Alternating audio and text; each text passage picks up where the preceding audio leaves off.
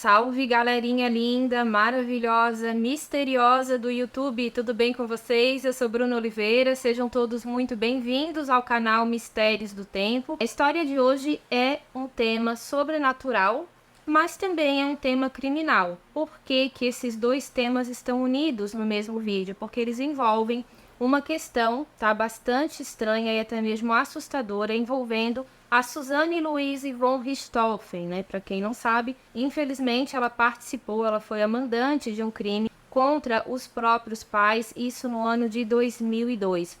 Eu vou contar essa história bem focada na parte sobrenatural, mas eu também vou fazer um breve resumo para vocês sobre a questão criminal dessa história, tá bom? Eu espero que vocês gostem aqui do vídeo, gente. Se gostar, se inscreve aqui no canal, compartilha também na sua rede social, se tornem membros aqui também, não só do canal, mas também de um grupo de WhatsApp que nós temos, que é para fazer com que vocês não deixem de receber nenhuma notificação. Eu também tenho um perfil lá no Facebook, está com o meu nome, Bruna Oliveira.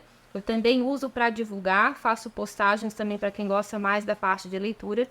E também tem uma página que é @Mistérios do Tempo Oficial. Por lá também a gente sempre notifica vocês quando sai um vídeo novo aqui no canal, tá bom? Agora chega de papo, vamos logo para essa história. Vlad, solta a vinheta.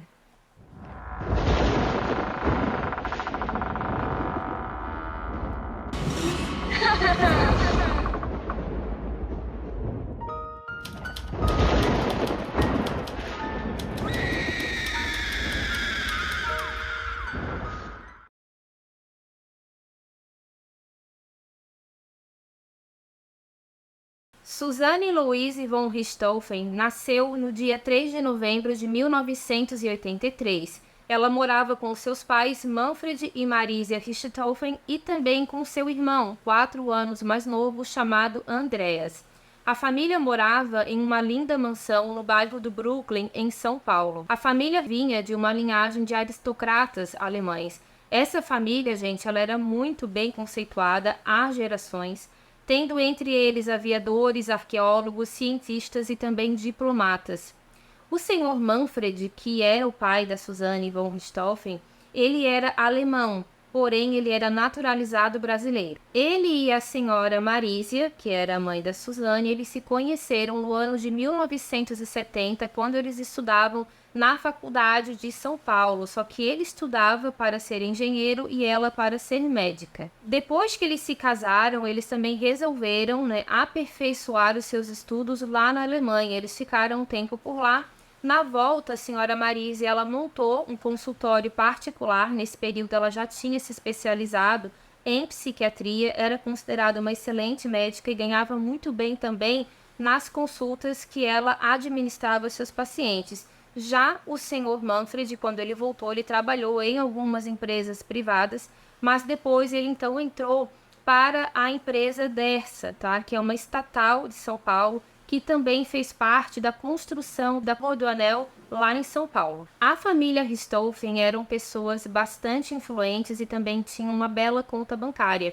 Algumas fontes divergem um pouquinho nessa questão de qual seria o patrimônio realmente do senhor Manfred e da senhora Marisia, mas estima-se que era um valor bem alto mesmo, mais ou menos ali seus míseros 11 milhões de reais. Esse patrimônio alto que eles tinham não quer dizer que era somente referente ao dinheiro que entrava por causa dos serviços do senhor Manfred, com a Dersa, e também com o consultório da senhora Marisia, mas eles tinham também uma grande herança familiar, principalmente o senhor Manfred Richthofen. Pelo que eu estudei desse caso, eles eram considerados pessoas muito boas, ninguém nunca suspeitou que alguma coisa ruim pudesse acontecer com eles, pelo menos não nesse sentido, referente a toda essa situação envolvendo a Suzanne alguns anos depois. Eles eram conhecidos como a família Doriana, ou seja, aquela família que é bastante vista em propagandas de margarina, aquela família perfeita. E é óbvio que isso não existe porque ninguém é perfeito,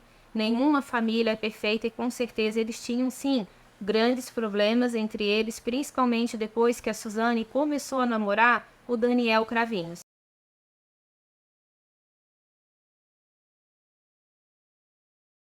Na noite de Halloween, do dia 31 de outubro de 2000, Suzanne Richthofen coloca em prática um terrível plano. Ela abriu a porta de sua casa para que os irmãos Daniel e Christian Cravinhos pudessem acessar a residência, mais propriamente o quarto dos pais de Suzanne. Por que a Suzanne resolveu tirar a vida dos pais dela? Alguns psiquiatras apontam que ela realmente não tem nenhum tipo de sentimento, que ela é considerada uma psicopata.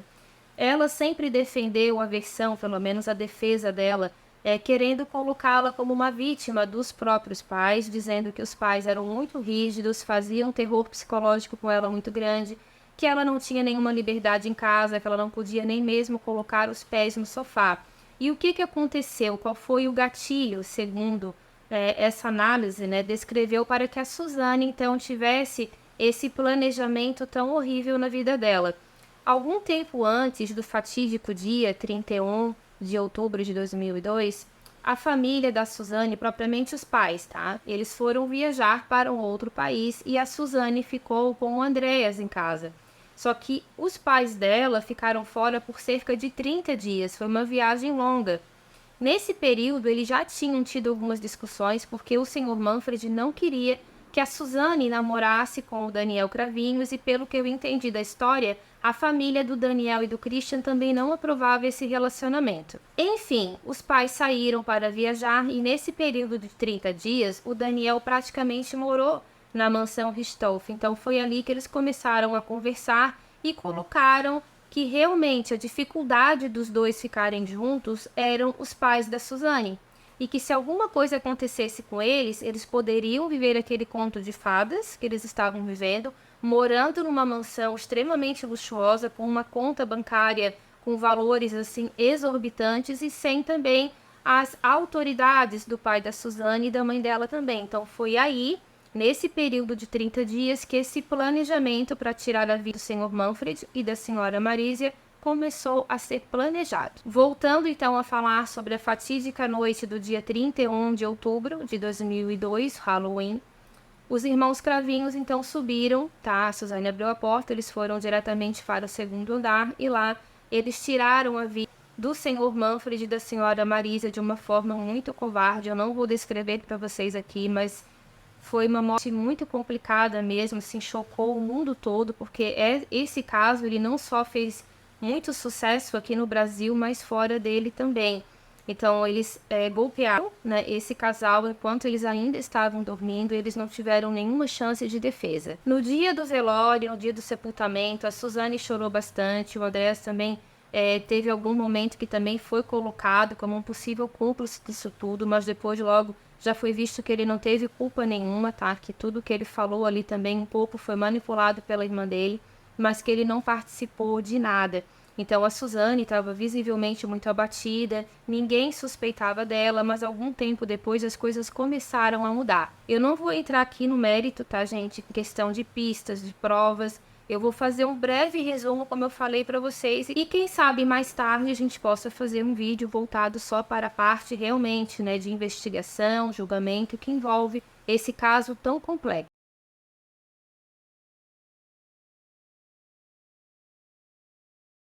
Em 2006, após 65 horas de júri, Suzanne von Richthofen e os irmãos Christian e Daniel Cravinhos foram condenados por homicídio triplamente qualificado. Daniel e Suzanne foram condenados a 39 anos e 6 meses de reclusão e Christian a 38 anos e 6 meses.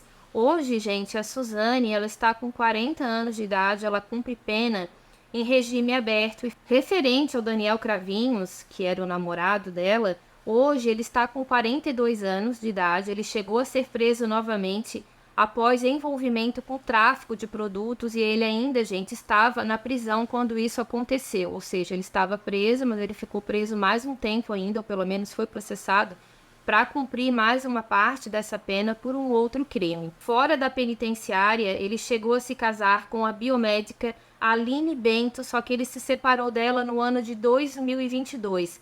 Atualmente, ele atende pelo sobrenome Bento e não mais pelo sobrenome Cravinhos e, pelo que todo mundo comenta, ele trabalha com customização de motocicletas e ele também já estaria em novo relacionamento com a filha de um agente penitenciário. Quanto ao Christian Cravinhos, hoje ele está com cerca de 48 anos. Algumas fontes falaram que eram 47, mas eu acredito que seja 48, tá? Ele passou para o regime aberto no ano de 2017, só que ele retornou à prisão em 2018 após ele tentar subornar policiais por causa de uma briga de bar que ele se envolveu em Sorocaba, e por causa disso os policiais não aceitaram o suborno e ele voltou para a prisão. Em 2020, o Christian, ele teve negado pela justiça uma indenização por danos morais, tá? Por causa de uma série chamada Investigação Criminal, onde o Christian falou que eles usaram a imagem dele de forma não autorizada, de forma ilegal. Só que a justiça não entendeu dessa forma porque há muitas fotos do Christian, do Daniel Cravinhos também, por causa de tudo que aconteceu com a família Richthofen. Então, por causa disso, a justiça negou esse pedido de indenização que ele exigia. Ainda nesse ano de 2020, o Christian também teve uma outra surpresa na vida dele, que foi o caso do filho dele. Eu não sei o nome desse rapaz, eu não consegui descobrir, só que esse rapaz, ele sempre teve muita vergonha de ser filho do Christian, por causa de tudo que tinha acontecido com os Richthofen. Ele passou muito trabalho com assédio, com bullying também, então ele resolveu entrar na justiça para tirar totalmente o sobrenome do pai dele e perder qualquer tipo de vínculo com o Christian.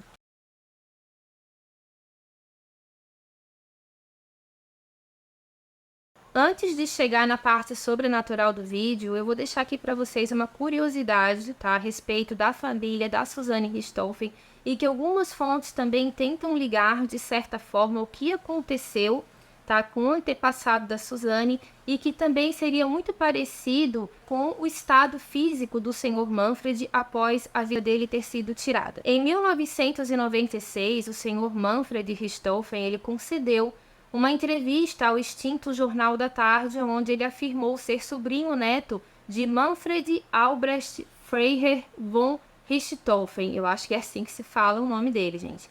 Ele é mais conhecido como Barão Vermelho. Esse homem, ele foi o mais conhecido piloto alemão na Primeira Guerra, e a sua fama extrapolou as fronteiras da Alemanha, e até hoje esse homem é considerado um grande herói. O Barão Vermelho, ele faleceu no dia 21 de abril de 1918, pouco tempo antes de completar 26 anos. Ele foi atingido por disparos por um piloto canadense chamado Roy Brown. Apesar do Sr. Manfred ter afirmado que ele é sim sobrinho-neto do Barão Vermelho, algumas fontes mencionam que na verdade ele não seria, que alguns parentes dele lá da Alemanha teriam dito que não, que essa história não é bem assim, que isso nunca foi confirmado. Só que pesquisando em algumas fontes aqui do Brasil, fontes que falam sobre assuntos militares, essa história também é confirmada. Então eu acredito que sim, que ele tenha sido realmente sobrinho-neto do Barão Vermelho. Bom, pessoal, nós já falamos a respeito então um pouco da vida da Suzane, do que aconteceu, né, bem brevemente a respeito desse crime. Falamos também sobre o Barão Vermelho, que é uma curiosidade, e agora nós chegamos na parte sobrenatural do vídeo.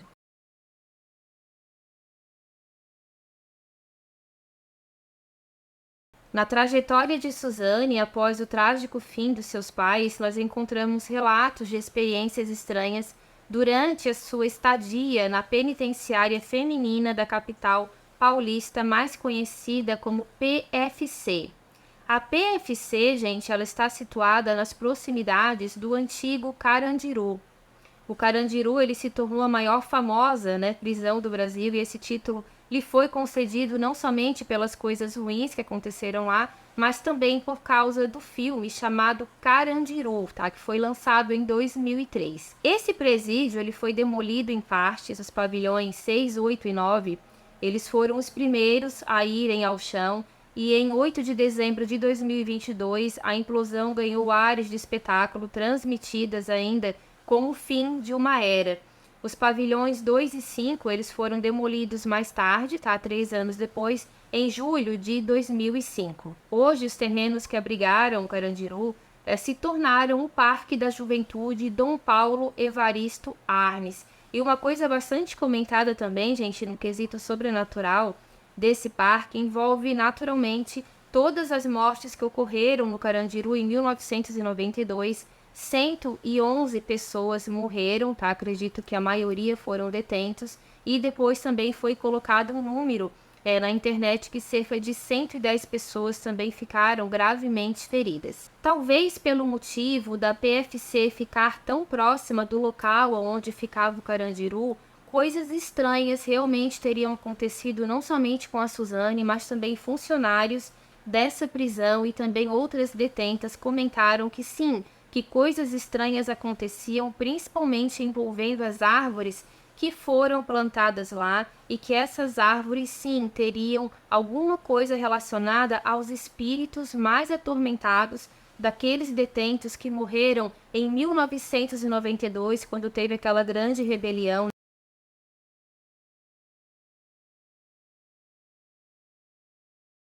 A Suzane, ao ser conduzida para essa penitenciária, ela foi alojada em uma cela isolada com vista para essas árvores do Parque da Juventude. A proximidade com o extinto Carandiru, demolido naquela época recentemente, ele alimentou uma lenda local de que as árvores guardavam as almas dos presos mortos em 1992, e essa é uma história que demorou para chegar aos ouvidos da Suzane. Então, o que aconteceu com ela, que eu já vou dizer aqui para vocês, já tinha sido comentado por outras presas também. Só que como ela não tinha esse convívio com as demais, porque ela estava completamente isolada, porque ela era constantemente ameaçada. Muitas pessoas gritavam, deixavam bilhetes, diziam que, enfim, que ela iria se arrepender daquilo que ela tinha feito. Então, ela estava com bastante medo. Os advogados conseguiram que ela ficasse reclusa sozinha em uma cela. E justamente na cela que ela estava, tinha uma pequena janela, e por essa janela ela conseguia ver os galhos dessas árvores, que eram tão frondosas que muitas vezes eles iam por cima realmente dos pavimentos do PFC. Então ela tinha bastante visão desses galhos de árvores e com o tempo ela acreditou que essas árvores queriam tirar a vida dela. Na época, o advogado da Suzane era um homem chamado Denilson Burney. Ela comentou com ele que ela estava se sentindo muito mal naquela cela, que quando eram noites chuvosas, que tinha um pouco mais de vento, ela escutava pessoas gritarem. E ela achava que tinha alguém ali naquelas árvores ou quebrando os galhos de propósito para assustá-la, ou que tinha realmente alguém caminhando por ali em cima de alguns pedaços de galhos, porque ela escutava como se a madeira estivesse sendo quebrada, como se alguém estivesse realmente partindo a madeira ou pisando em cima dela. Ela começou a ficar muito assustada. Ela disse que aqueles galhos de árvores começavam a bater na janela dela, e quando ela ia se aproximar, ela tinha nítida impressão, praticamente uma certeza, que aquelas árvores estavam andando, que elas conseguiam se mexer, conseguiam sair do lugar de alguma forma, e aquilo ali estava deixando ela com muito medo mesmo. Enfim, passou algum tempo, a Suzane ela conseguiu ter contato com uma outra detenta. Eu não sei se elas dividiram a mesma cela ou se elas se conheceram em uma outra situação. Mas essa outra detenta, que eu não consegui saber o nome, ela escutou esses relatos da Suzane falando a respeito das árvores. A Suzane chegou para ela e falou assim: olha, eu tô com muito medo, eu acho que eu já tô ficando louca, porque para mim essas árvores têm alguma coisa sobrenatural, porque elas ficam batendo na minha janela, eu tenho a impressão que elas querem entrar dentro da minha cela, e é como se eu escutasse gritos próximos aos galhos das árvores. Então essa detenta, ela comentou para ela o seguinte: olha, você não sabe da lenda que envolve essas árvores aqui do parque? Ela disse que não sabia. Então ela contou que naquela noite, naqueles dias que aconteceram aquelas rebeliões lá no Carandiru, em 1992, que aqueles detentos que faleceram, que as almas mais atormentadas, de alguma forma, elas se fundiram às árvores. Ou seja, aquelas árvores, de alguma forma, guardariam os espíritos daqueles detentos. E quando ela contou isso, a Suzane ficou completamente apavorada. E ela achou até que essa moça tinha inventado essa história para deixar ela com medo. E essa moça falou que não, que era só ela perguntar para as outras carcereiras, para outras presas também, que elas iriam confirmar a mesma história. E uma coisa é fato, gente: muitas agentes penitenciárias confirmaram que sim, que aquele local é extremamente carregado, muito assombrado mesmo, que muitas delas também já viram sombras andando ao redor da árvore, como se elas estivessem dando uma volta, mas ao passar novamente, fazer aquele movimento circular, simplesmente essas pessoas sumiam. E um relato também que elas sempre passaram é que muitas delas sentem cheiro de sangue saindo das árvores.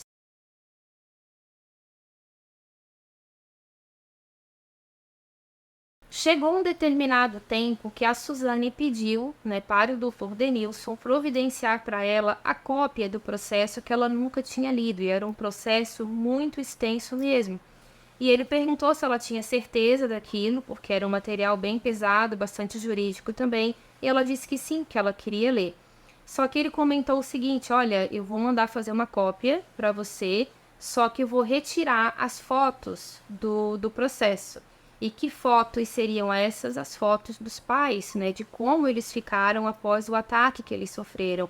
Mas a Suzane deu uma resposta bastante surpreendente para ele. Ela disse que ela não aceitava um processo incompleto e que ela queria ver as fotos dos pais. Ele perguntou se ela tinha certeza, ela disse que sim. Assim foi feito, ele levou vários e vários cadernos para que ela pudesse ler, porque era um processo muito extenso mesmo. E segundo os biógrafos dela também comentaram, ela passou várias noites, mas várias noites assim, sem dormir, até de madrugada, lendo aqueles processos até que ela chegou na parte da foto dos pais, tá? E ela teria ficado muito impressionada com o que ela viu, porque até então ela não tinha visto mesmo, ela mandou os irmãos fazer, mas ela não viu.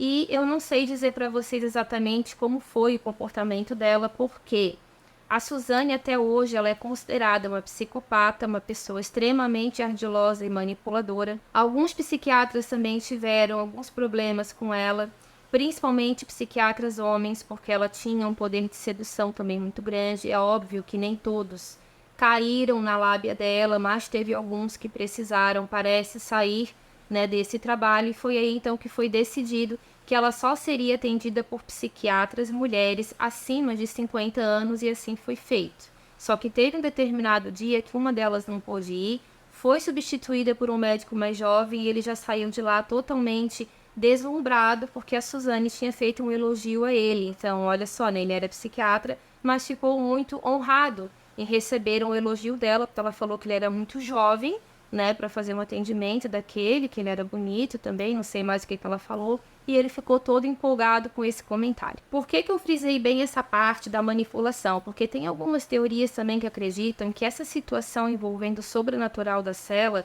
pode também ter sido uma jogada da Suzane para que ela trocasse de lugar, e até mesmo trocasse não só a cela onde ela estava, mas também o presídio, por algum motivo, talvez envolvendo ameaças. Só que essa questão dela ter mentido talvez não seja realmente verdade, por causa de uma carta que ela recebeu após ela ter tido uma visão ou um tipo de sonho bastante estranho. Eu vou contar ele agora para vocês.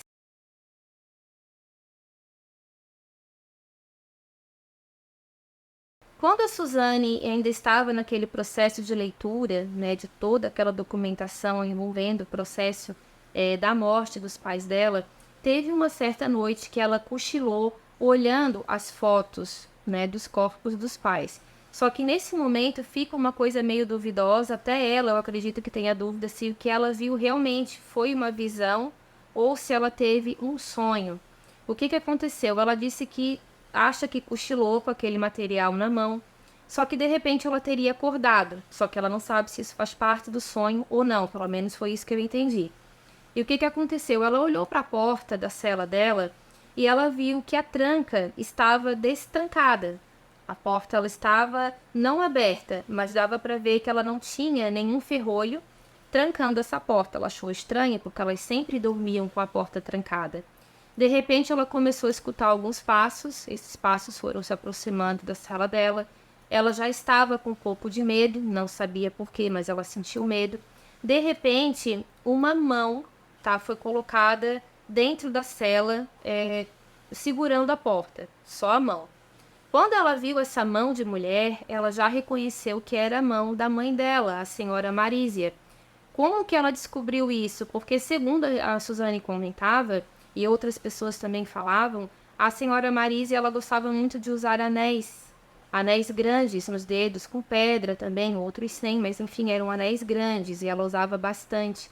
E essa mão demonstrava ser a mão da mãe dela. Suzane disse que ficou em estado de choque, não conseguiu gritar, só que ela perguntou: mamãe, é você? E então essa porta abriu. Só que quando essa porta abriu, essa mulher, ela estava de costas para Suzane. E o mais assustador disso, gente, assim, ó, parece filme de terror mesmo.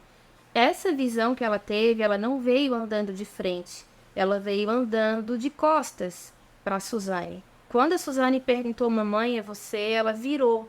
E no que ela virou, a Suzane não conseguiu falar nada porque o rosto da mãe dela estava exatamente como estava na foto. Ou seja, muito machucado pelos golpes que ela recebeu. Não vou nem descrever aqui como ela estava, mas é uma forma, assim, assustadora, tá? Você imagina um filme de terror bem pesado, era o que a visão dela mostrou. Nesse momento, ela disse que teve só o ímpeto de perguntar: e o papai? E essa visão falou: o seu pai já está chegando. Nisso, a Suzane falou que tinha uma agente penitenciária em cima dela, batendo no rosto dela. Essa mulher se chamava Marisol, tentando fazer com que a Suzane abrisse os olhos. A Suzane não entendeu bem o que tinha acontecido, se foi um sonho, se foi uma visão e ela desmaiou, ela não consegue lembrar. Ah, Bruna, mas isso com certeza foi um sonho, ela deve ter ficado de alguma forma psicopata ou não, impressionada com as fotos dos pais. Só que isso mudou alguns dias depois, porque o Daniel Cravinhos, tá? Outras fontes falam que o Christian também teria escrito essas cartas para ela. Só que o contato maior que ela teve durante o tempo era com o namorado, que era o Daniel. E naquela mesma semana que a Suzane teve esse sonho, o Daniel escreveu uma carta para ela dizendo que ele teve o mesmo sonho, que ele estava vendo, sim, espíritos na cela, que provavelmente eram o da senhora Marísia e também do senhor Manfred. Tanto o Daniel quanto a Suzane ficaram muito assustados referente a isso tudo. A linha tênue entre os relatos de Suzane von Richthofen e a realidade oferece uma perspectiva intrigante sobre os efeitos psicológicos do encarceramento e também pela busca por significados em meio a circunstâncias adversas, seja interpretado como resultado de tensões psicológicas ou como manifestações sobrenaturais. Independente disso, gente, esses relatos que a Suzane comentou com certeza adicionam camadas complexas à sua história na prisão, ou seja, ela pode ter tido realmente medo. Ela fez o que fez com os pais, mas também pode ter um medo muito grande referente ao sobrenatural. Um grande estresse também que ela estava sofrendo e com certeza ela estava, porque ela estava sendo ameaçada e ela temia pela vida dela. Remorso eu não acredito que ela tenha sentido, mas eu não sou especialista, né, para saber. Mas pelo que eu li da Suzane Richthofen, realmente eles acham ela uma pessoa muito manipuladora, que ela consegue camuflar muito bem as emoções dela para conseguir um determinado objetivo, tá, gente? Então, a gente não sabe, a mente de uma pessoa assim é muito complexa, talvez a gente nunca vai saber realmente o que se passa na cabeça dela. Uma situação também bastante curiosa que em algumas fontes, tá, não muitas, são mencionadas a respeito também lá do Barão Vermelho, né, que é o antepassado da Suzane, é que os ferimentos desse homem, né, desse piloto, foram muito parecidos também com os ferimentos do senhor Manfred, lembrando que eles tinham o mesmo nome. É claro que foram situações diferentes. Lá ele perdeu a vida, né, por outros instrumentos, vamos falar assim, mas que as lesões que ele sofreu, os locais, né, das lesões, rosto, tórax, foram muito similares também às lesões sofridas pelo senhor Manfred von Richthofen. É uma história bastante complexa, tá, gente? Isso aqui é só um trechinho envolvendo sobrenatural.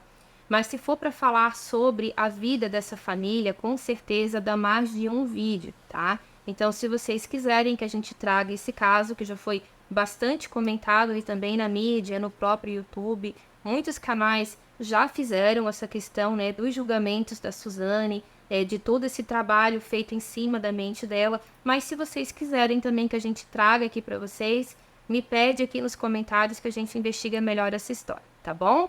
Fiquem com Deus, até o próximo vídeo. Tchau, tchau.